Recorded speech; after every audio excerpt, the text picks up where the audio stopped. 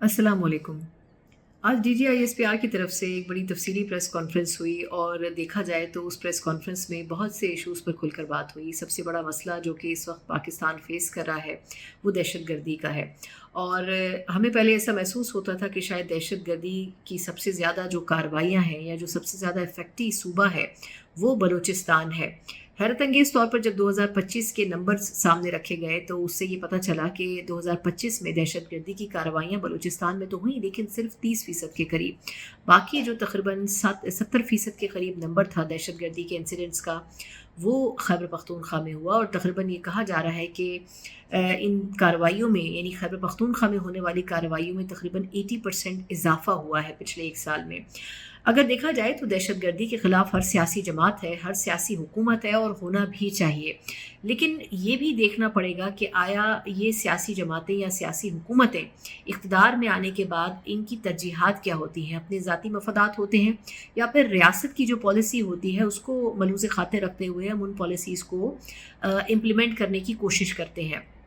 सबसे बड़ी चीज़ ये है कि इस प्रेस कॉन्फ्रेंस में जब पिछले एक साल के नंबर्स रखे गए तो चंद जो इम्पॉर्टेंट तरीन इंसिडेंट्स थे दहशतगर्दी के जो वाक़यात पेश आए उनका हवाला दिया गया, जिसमें बन्नू कैंट का इंसिडेंट था, नोशकी बस हमला, जाफ़र एक्सप्रेस, फिर खुजदार में एक स्कूल बस पर हमला किया गया, फिर पेशावर में FC के हेडक्वार्टर पर हमला किया गया,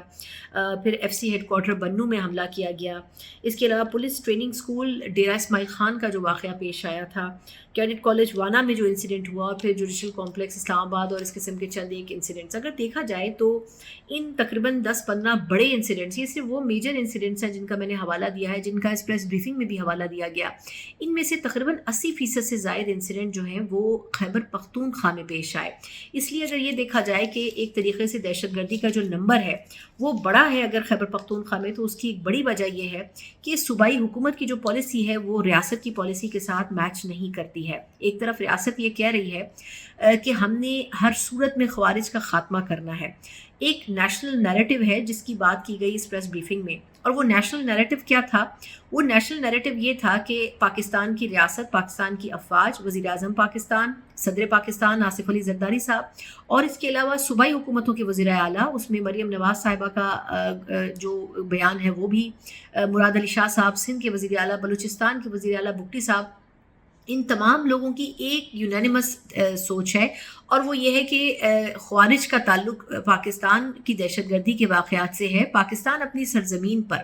अफ़गानिस्तान से किसी भी किस्म का दहशतगर्दी का जो इंसिडेंट है वो बर्दाश्त नहीं करेगा, ना ही इंटरवेंशन बर्दाश्त करेगा। और अगर अफ़गानिस्तान की सरज़मीन पाकिस्तान के ख़िलाफ़ इस्तेमाल हो रही है तो पाकिस्तान ये भी किसी तौर बर्दाश्त नहीं करेगा। लेकिन इन तमाम कंसेंसस में एक वाहिद पॉलिटिकल पार्टी और एक सूबा ऐसा है जिनकी पॉलिसी से मुख्तलिफ नज़र आती है, और वो है पाकिस्तान तहरीक इंसाफ, जिसकी आज की प्रेस ब्रीफिंग में निशानदेही भी की गई और बड़ा खुलकर ये कहा गया कि खैबर पख्तूनख्वा की न सिर्फ ये कि उनके वज़ीर आला सुहेल आफरीदी साहब एक से ज़ायद मरतबा ये बात कर चुके हैं कि दहशतगर्दों से बातचीत होनी चाहिए, मुज़ाकरात ही इसका अल्टीमेट सलूशन है, बल्कि एक मौके पर जो उनकी गुफ्तगू सुनवाई गई वो ये थी कि वो अफ़गानिस्तान से ये बात कर रहे थे कि अफ़गानिस्तान की हुकूमत हमारी मदद करे ताकि हम मुज़ाकरात के लिए माहौल साजगार बना सकें। ऐसे माहौल में ये कब मुमकिन हो सकता है जब जो मुख्तलिफ टेररिस्ट ग्रुप्स हैं वो अमेरिका के छोड़े हुए एडवांस्ड इक्विपमेंट जो कि आर्म्स इक्विपमेंट हैं उसको इस्तेमाल करते हुए पाकिस्तान की फ़ौज के ख़िलाफ़, पाकिस्तान के अवाम के ख़िलाफ़ दहशतगर्दी के वाक़यात में मुलव्वस है, उनके साथ बातचीत करना बड़ा ही मुश्किल है। लेकिन इसके बावजूद भी DGISPR की तरफ से इस चीज़ की निशानदेही की गई कि फ़ौज की तरफ से भी, हुकूमत की तरफ से भी, रियासत की तरफ से भी एक से ज़ायद मरतबा बातचीत की कोशिश की गई, लेकिन ये बातचीत जो है इसका नतीजा नहीं निकल पाता। और फिर इन तमाम माजी के वाक़यात को मद्देनज़र रखते हुए एक क्लैरिटी है जो कि दहशतगर्दी के ख़िलाफ़ कौम में वजूद पाई है, रियासत में वजूद पाई है। और उस क्लैरिटी में ये है कि ये जो फितना ख़वारिज है या फितना हिंदुस्तान है, इससे मुतालिक एक नेशनल नैरेटिव बनाया गया कि इनका हर सूरत में ख़ात्मा करना बड़ा ज़रूरी है, चाहे इसके लिए किसी भी हद तक जाना पड़े। फिर ये कि इसमें एक चीज़ की भी खुलकर सामने आई कि जो इंडिया और अफ़गानिस्तान का नेक्सस है, जो गठजोड़ है, वो कितना इंपॉर्टेंट है। और 2025 में ये खुलकर सामने आ गया कि इंडिया और अफ़गानिस्तान पसे पुश्त एक ही सिक्के के दो रुख हैं और इनकी एक ही पॉलिसी है, और उसमें इंडियन मीडिया भी भरपूर सपोर्ट करता है अफ़गानिस्तान को भी اور پاکستان کو بدنام کرنے کی کوئی جو اپرچونٹی ہے اس کو ضائع نہیں کرتا۔ تیسرا اس میں پھر فیسیلیٹیٹرز کی بات بھی کی گئی کہ جو اندرونی اور بیرونی فیسیلیٹیٹرز ہیں جو کہ فنڈنگ کرتے ہیں، جو کہ فیسیلیٹیشن پرووائڈ کرتے ہیں یا مختلف عوامل میں سپورٹ کرتے ہیں ٹیررسٹ گروپوں کو، ان کا بھی کلا کما ہونا بڑا ضروری ہے۔ پھر اس میں چوتھا اسپیکٹ تھا جو کہ بڑا ضروری تھا، اور وہ یہ تھا کہ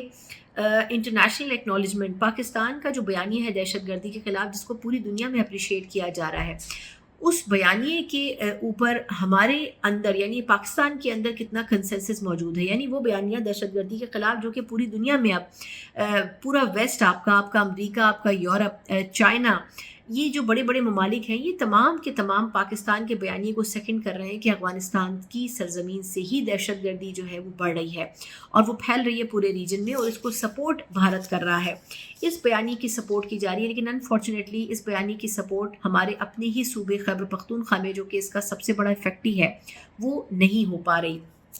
پھر نیشنل کلیئرٹی کے حوالے سے ان تمام چیزوں کا احاطہ کیا گیا کہ جہاد جو ہے وہ ریاست ڈیسائیڈ کرتی ہے کہ آپ نے جہاد کرنا ہے نہیں کرنا، یہ انفرادی گروپ ڈیسائیڈ نہیں کر سکتے ہیں۔ اور یہ کہ سب سے بڑھ کر یہ کہ اس پوری سینیریو میں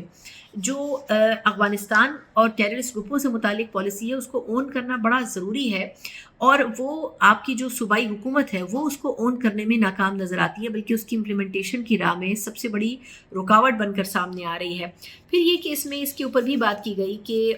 ماضی میں جو ہم نے دیکھا کہ خیبر پختونخوا کی حکومت پچھلے 2 ادوار سے موجود ہے صوبے میں، لیکن خان صاحب کے پاس کھل کر ان کو موقع ملا، وہ ایک بااختیار وزیر اعظم تھے اور وہ یہ پالیسیز لا سکتے تھے، لیکن ان کے دور میں ریہیبلیٹیشن کرنے کی کوشش کی گئی طالبان کی، ان کو واپس قومی ادارے میں لانے کی کوشش ہوئی، اور اس کا نقصان یہ ہوا کہ ان کے واپس آنے کے بعد نہ صرف یہ کہ ان لوگوں نے اپنے سلیپنگ سیلز بنائے خیبر پختونخوا میں، بلکہ اس کے بعد ان کو نکالنا ایک وبال جان بن گیا پاکستان کی حکومت کے لیے، ریاست کے لیے۔ اس کی وجہ یہ کہ وہ ان علاقوں میں نہ صرف گھل مل گئے بلکہ انہوں نے اپنے نیٹ ورکس کو مزید مضبوط کر لیا۔ پھر اس میں ایک اور اسپیکٹ تھا نارکوٹکس کا، ڈرگس کا، خاص طور پر خیبر پختونخوا میں نارکوٹکس اور ڈرگس اور اس قسم کے جو دیگر معاملات ہیں اس میں ٹیرر فائنینسنگ ایک بہت بڑا ایلیمنٹ ہے، اور یہ جو تمام گٹھ جوڑ ہے سیاسی اور کرمنل گٹھ جوڑ، اس سے بھی دہشت گردی کے پنپنے پہ خیبر پختونخوا کے بہت فائدہ پہنچا ہے دہشت گردوں کو۔ تو یہ گٹھ جوڑ تبھی ٹوٹ سکتا ہے جب خیبر پختونخوا کی حکومت اس میں سنجیدہ ہو اور وہ اس کو ختم کرنا چاہے۔ دوسرا ایک بڑا مسئلہ وہ یہ ہے کہ انسداد دہشت گردی کی عدالتوں میں ابھی بھی تقریباً اس قسم کے دہشت گردوں کے، دہشت گردی کے، نارکوٹکس کے اور اس قسم کے انلیگل جو کیسز ہیں مختلف عوامل سے جڑے، ان کے تقریباً 80% کیسز ہیں جو کہ پینڈنگ میں پڑے ہوئے ہیں۔ اگر ان کیسز کا بھی اسپیڈی ٹرائل ہو جائے تو بہت سی چیزوں کو کنٹرول کرنے میں صوبائی حکومت کامیاب ہو سکتی ہے، جو کہ ابھی نہیں ہو پا رہا ہے۔ پھر اس پہ ایک اہم جو مسئلہ ہے وہ یہ بھی زیر بحث آیا کہ جو اندرونی فیسیلیٹیٹرز ہیں، اب اس میں نام تو نہیں لیا گیا، لیکن جو بیانیہ خیبر پختونخوا کی حکومت نے بنایا ہے وہ یہ ہے کہ ہم کسی بھی صورت میں خیبر پختونخوا میں آپریشن کو برداشت نہیں کریں گے۔ اس میں اسد کیسر صاحب بھی فلور آف دا ہاؤس کی بات کر چکے ہیں، سہیل آفریدی صاحب نے ایک سے زائد مرتبہ یہ بات کی ہے۔ تو اگر تو ایسا ہوگا تو پھر یقیناً آپریشن کے حوالے سے جو وفاق کی پالیسی ہے وہ اور صوبے کی پالیسی ایک دوسرے سے میچ نہیں کرے گی۔ اس پر کھل کر DGISPR کا یہی کہنا تھا کہ دیکھیں آرٹیکل 245 کے تحت ہم ریاست کے ماتحت ہیں اور ہم وفاق کے ماتحت ہیں، بالکل اسی طریقے سے جیسے FC مختلف علاقوں میں جو تعینات ہے وہ وزارت داخلہ کے ماتحت آتی ہے۔ تو اگر دیکھا جائے تو اگر وفاق ہمیں آرڈر کرے گا تو ہم ان آپریشنز کو اسی طریقے سے جاری رکھیں گے، اور اب تک ہم نے جاری رکھا ہوا ہے کیونکہ وفاق کی طرف سے اس حوالے سے بڑی ایک کلیئر پالیسی ہے۔ لیکن اگر یہ ایک رکاوٹ کی صورت میں خیبر پختونخوا کی حکومت موجود رہے گی تو یہ یقیناً دہشت گردی کے خاتمے میں ایک بہت بڑا ایک ایلیمنٹ ثابت ہو سکتا ہے۔ اور اگر دیکھا جائے تو اگر ایسا نہیں ہوتا، یعنی کہ اگر خیبر پختونخوا کی حکومت کی پالیسی اور وفاق کی پالیسی ایک دوسرے کے ساتھ میچ نہیں کرتی، تو پھر اگر ہم جو ٹائم فریم رکھ رہے ہیں دہشت گردی کے خاتمے کے لیے 2025 سے سچویشن زیادہ ورس ہو سکتی ہے 2026 میں، کیونکہ اگر دیکھا جائے تو 2025 میں جتنی تیزی سے واقعات خیبر پختونخوا میں پھیلے ہیں اس کی ایک وجہ یہ رہی ہے کہ نہ تو خیبر پختونخوا کی حکومت کے جو آپسی اختلافات ہیں وہ ختم ہو سکے، نہ ہی ایک کلیئر پالیسی نظر آئی، اور نہ ہی جو ایک نیشنل ایکشن پلان بنایا گیا تھا 2014 میں APS کے انسیڈنٹ کے بعد اس کو ریوائز بھی کیا گیا اور اس میں کچھ مزید پوائنٹس بھی ایڈ کیے گئے۔ لیکن اس میں بڑا کلیئر ایک अंडरस्टैंडिंग नज़र आई आज जो DGISPR की ब्रीफिंग थी। उन्होंने कहा कि देखिए जो काइनेटिक्स ऑपरेशंस हैं वो तो इसका एक पॉइंट था जिसके ऊपर हमारी अफवाज अमल कर रही हैं, लेकिन इसमें बहुत से पॉइंट्स ऐसे हैं जो कि हुकूमत जो है या सियासी जमातें या जो स्टेक होल्डर्स हैं जिनके करने के हैं, अगर सियासी जमातें या सूबाई हुकूमत इसके ऊपर काम नहीं करेंगी तो फिर जो आपके जो टारगेट्स हैं वो आप अचीव नहीं कर सकेंगे। मैं फिर यही कहूँगी कि इसमें एक बड़ी रुकावट दहशतगर्दी के खात्मे में सूबाई हुकूमत तब बन सकती है जबकि वो उन पॉलिसीज़ की कंटिन्यूएशन और इम्प्लीमेंटेशन ना करे जो कि वफाक या रियासत ने तय की हैं। तो मेरा ख्याल ये है कि ये ज़रूर इस वक्त सोचने की ज़रूरत है कि अगर 2025 के अख्ताम पर आप उस सूबे के तौर पर उभरे हैं जो कि सबसे ज़्यादा दहशतगर्दी से इफेक्ट हुआ है, तो आपको फौरी तौर पर एमरजेंसी बुनियादों के ऊपर अपनी पॉलिसीज़ को तब्दील करने की ज़रूरत है। और फिर इसमें एक कंपैरिजन भी हमने देखा जो बलूचिस्तान की हुकूमत और खैबर पख्तूनख्वा की हुकूमत का किया गया कि बलूचिस्तान की हुकूमत ने अपने नेशनल एक्शन प्लान को रिवाइज़ किया, उनकी चीज़ों को अप्लाई करने की कोशिश की, और आज बलूचिस्तान की हुकूमत की जो नताइज हैं उन तमाम नेशनल एक्शन प्लान के जिन पॉइंट्स के ऊपर उन्होंने अमल दरामद किया वो बहुत बेहतर साबित हो रहे हैं। और शायद यही वजह है कि बहुत बड़ा नंबर टेररिस्ट इंसिडेंट्स के हवाले से